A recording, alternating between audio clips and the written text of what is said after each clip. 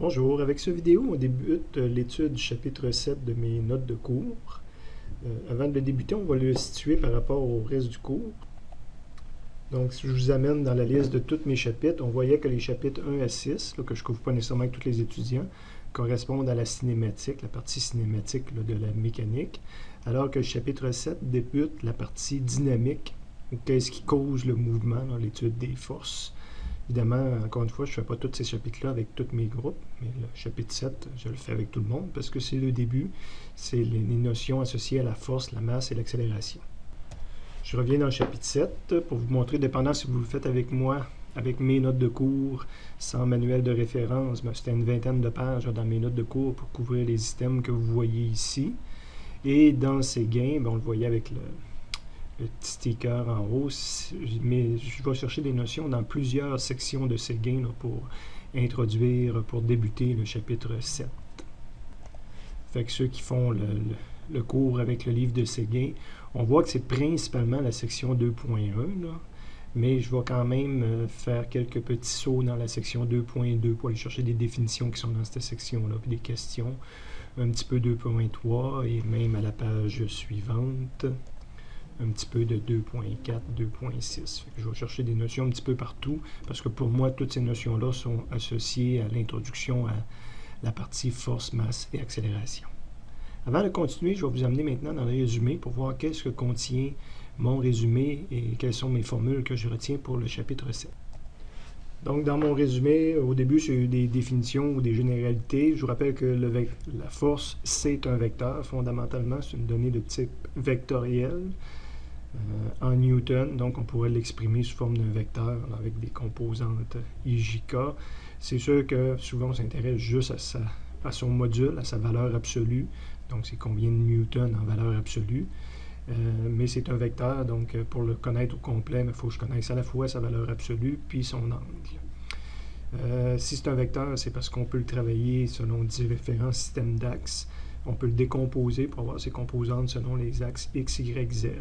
Première grosse formule, c'est pas vraiment une formule, mais c'est juste de se rappeler qu'on peut toujours remplacer un système de force par une unique force résultante, qu'on appelle la force résultante, qui est en fait la somme des forces, somme de vecteurs, donc c'est pas une somme algébrique, là. Je peux pas faire la somme des modules.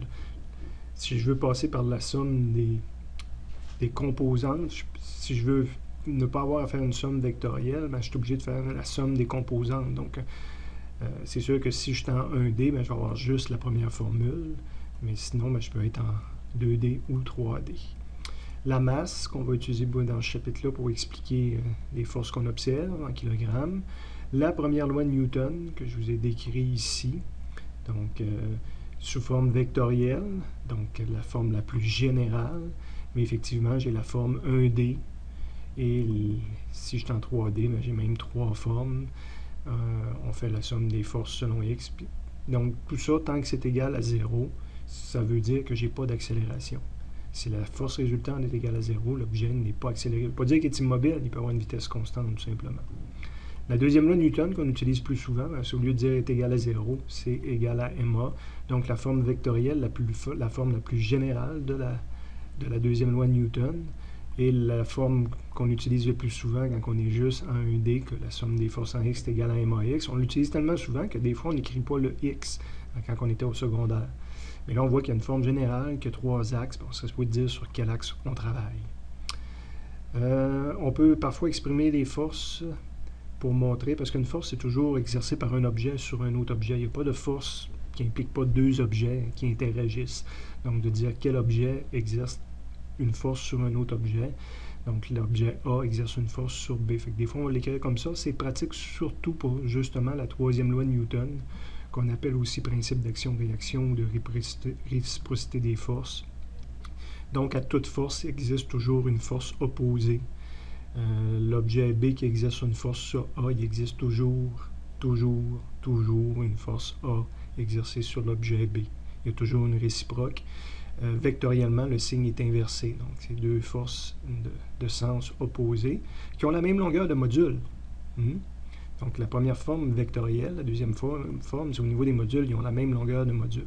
Et la troisième forme, quand on les décompose, évidemment, les composantes sont aussi inversées, fait que le signe moins apparaît. Les unités de la force, si je n'ai pas connu, vous avez un rappel dans le résumé. À la deuxième page du résumé, il n'y a pas de nouvelle formule, c'est plus une liste des forces qui existent. Donc, j'ai défini les indices que j'allais utiliser, puis j'ai pris la situation la plus complète possible que je pouvais imaginer qui fait apparaître le plus de forces possible.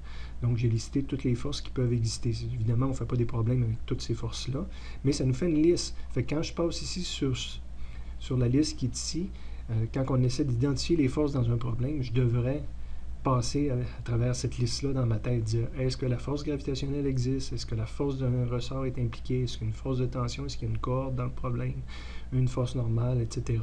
Je vais avoir tendance beaucoup plus à utiliser toujours F avec un indice pour différencier ces forces-là. Mais évidemment, il y a des livres de physique, il y a d'autres profs de physique qui vont utiliser une nomenclature qui est précisée ici.